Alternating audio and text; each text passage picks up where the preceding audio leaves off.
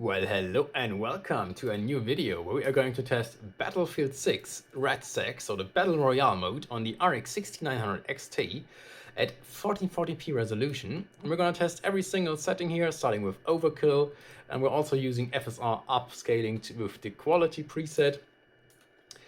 And I'm doing that obviously because we want more FPS, that's one factor, but also because it actually does look better to me than the native TAA resolution here, or the native TAA anti-aliasing, and playing without any anti-aliasing really looks terrible, even with a 4K upscaler here on my 1440p monitor. And the 6900 XT is in my desktop system, so we also do have a 5800X 3D CPU, so an AMD Ryzen one, and 64GB of memory, so more than enough to to play this game, and any game for that matter, I guess.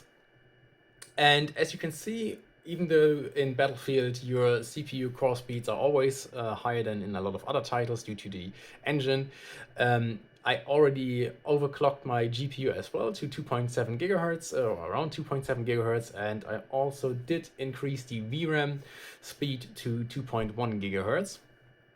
So this is basically a best case scenario for a 6900 XT that you can expect, because this one, which is the Red Devil Ultimate, features the XTXH chip, which is a very nicely binned chip that allows for higher wattages and therefore is closer in performance to a 6950 XT than the standard 6900 XT.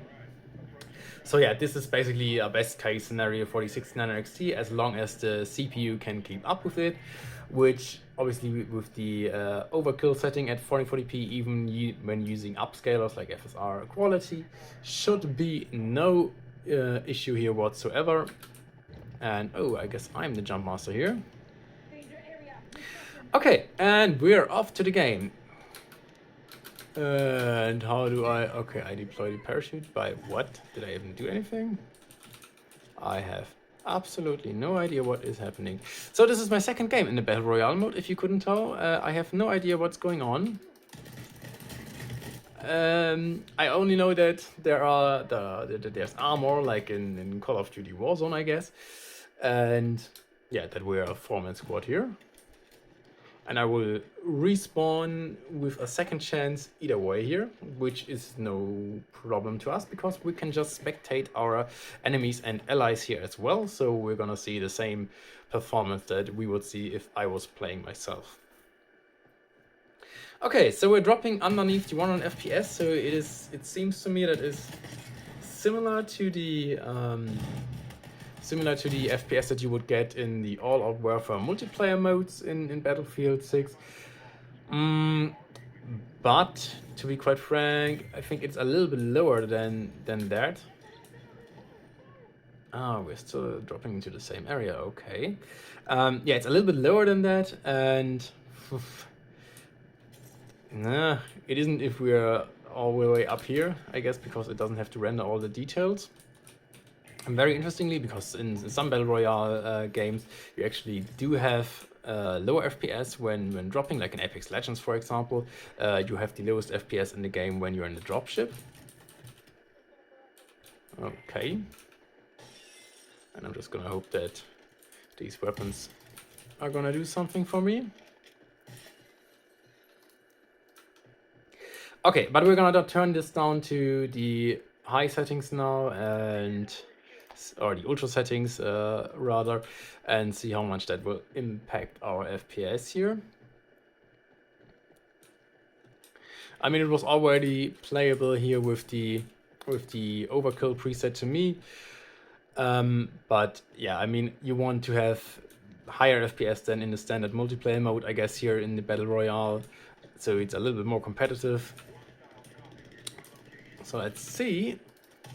And that's the first time I'm actually playing the Vector. I like that.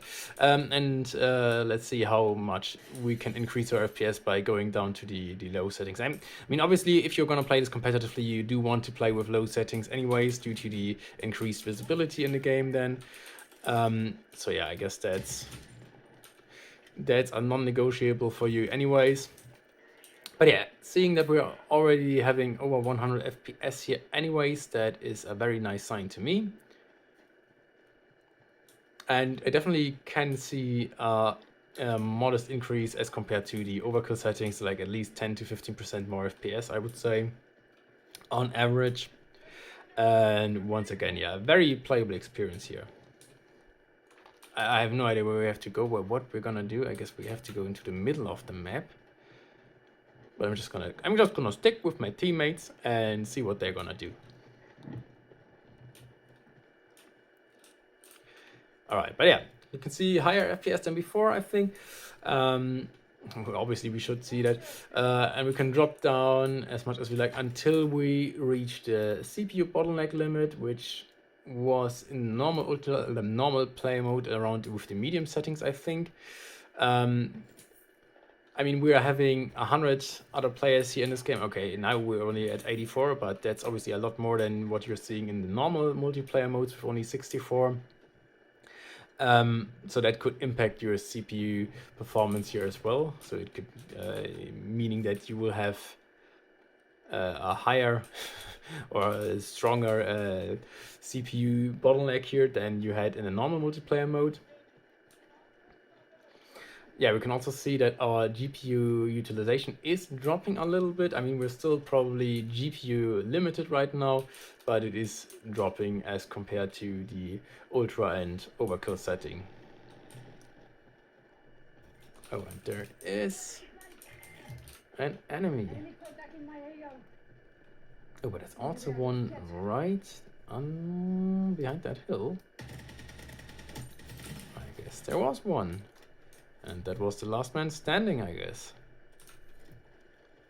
And he did have a shotgun, okay.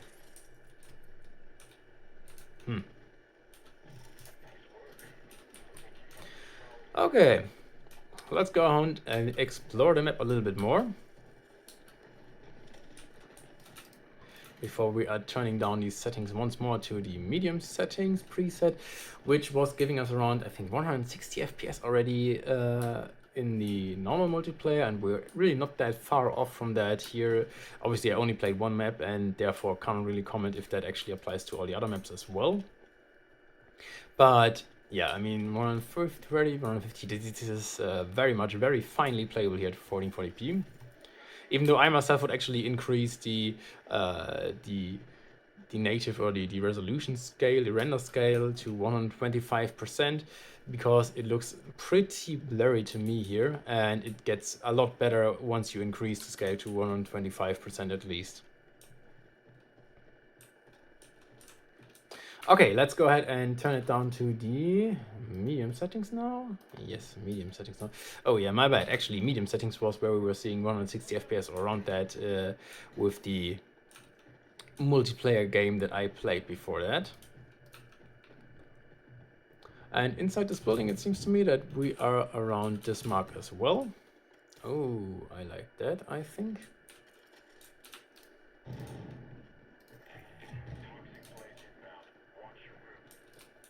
Yeah, I mean, look at that. 160, 170 FPS here. Is there actually some artillery firing on us right now? What is going on?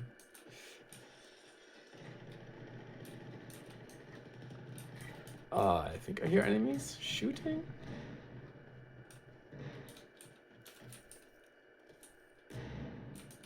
But where? That is the question to be answered.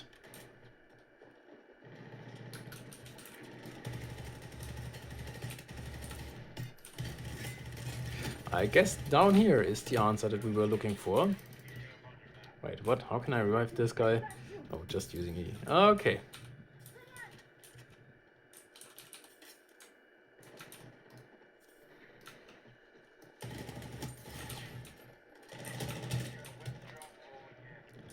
Oh. Okay, that's not optimal. Alright, squad eliminated, but we can still watch the other guys play, so that's not a problem for us. Yes, 23rd place. What a shame. Let's go on with our lives. Okay. I think I'm gonna turn it down to the lower settings here, because I think that's what a lot of you guys actually came here for. And here we're seeing 200 FPS almost. So that still is giving us a very nice increase here. I mean, you can see that we're not GPU limited any longer in a lot of instances here, since our GPU utilization is dropping quite a bit. So it is actually the Ryzen 7 5800X 3D which is bottlenecking right now. So if you do have a faster CPU than what I have here, you should actually see more FPS, because the 1600XT is actually able to put out more than what I'm seeing here.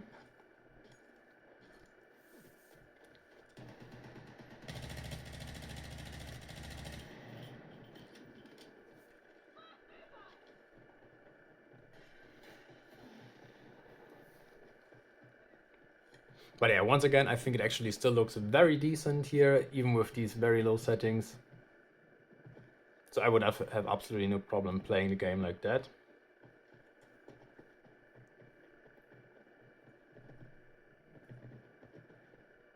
And our frame time graph is basically a completely flat line at this point, due to the fact that we are seeing very high FPS while at the same time having no dips whatsoever.